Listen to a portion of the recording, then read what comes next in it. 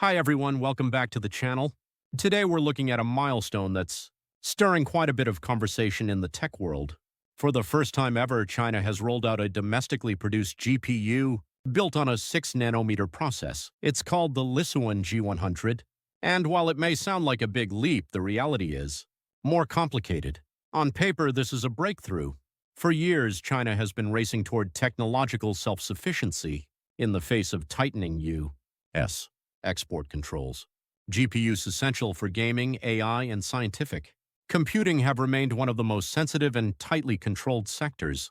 With companies like NVIDIA and AMD out of reach due to export bans, China's only path forward was to build its own. Now, a company named Lisuan claims to have done just that, created a 6-nanometer GPU completely made in China. But there's a catch. Despite the modern 6-nanometer fabrication, noted presumably using SMIC's most advanced process, the performance of this GPU has shocked the tech community, and not in a good way. According to benchmark data posted on Geekbench, the Lisuan G100 scored just over 15,000 points in OpenCL tests. That puts it roughly on par with NVIDIA's GeForce GTX 660 Ti GPU from over a decade ago. Released in 2012, the GTX 660 Ti was powerful in its time, but in 2025, it's hopelessly outdated. So what's going on here? Is this a failed product? Or is there more to the story? Let's dig a little deeper. According to Lisuan, the G100 is still in early sampling stages. This means the version that appeared on Geekbench is likely a prototype, not the final consumer-grade version. That would explain the abnormally low amount of memory reported, just 256 MB of VRAM, which seems more like a placeholder than a real spec. It's also possible that the drivers aren't fully optimized yet, something that has plagued other Chinese GPU companies like More Threads and ByronTech. In fact, across the board, driver development remains one of the biggest hurdles for China's GPU industry. The chip itself reportedly has 32 compute units, which sounds decent on paper, especially when paired with a modern node like 6nm. But hardware is only part of the equation. Without proper software, especially low-level drivers that allow the GPU to talk efficiently with the operating system and applications, performance will always suffer. Still, it's important not to dismiss this outright. Yes, the performance is disappointing, but the fact that China has reached the point where it can fabricate a GPU on a 6-nanometer process, likely using domestic foundry SMIC, is an achievement in itself. SMIC has already demonstrated its capabilities with Huawei's Kirin chips, and now we're seeing that technology extend into the graphics domain.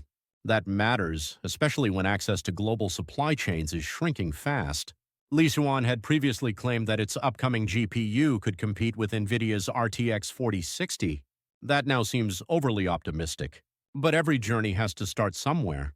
The early versions of AMD and NVIDIA GPUs weren't exactly powerhouses either.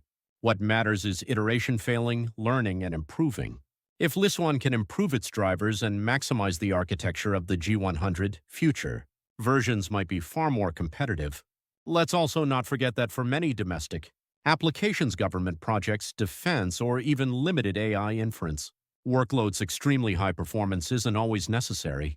A homegrown solution that works, even if it's not cutting edge, has strategic value. But time is not on Lisuan's side.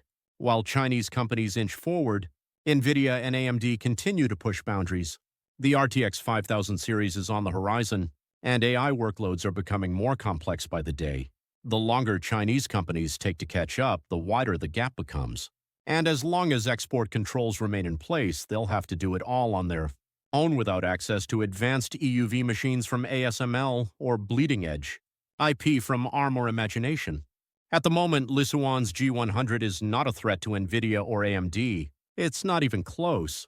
But symbolically, it represents a turning point. A decade ago, the idea of a fully Chinese-made GPU on a modern node was unthinkable. Today, it's a reality, flawed, imperfect, but real. And that means something. In the long game of tech sovereignty, this could be the first small step toward a more self-reliant China. Thanks for watching. If you found this video insightful, hit that like button and subscribe for more tech breakdowns and industry analysis. Let us know in the comments, do you think China will ever catch up in the GPU race? Or is the gap too wide to close? See you in the next one.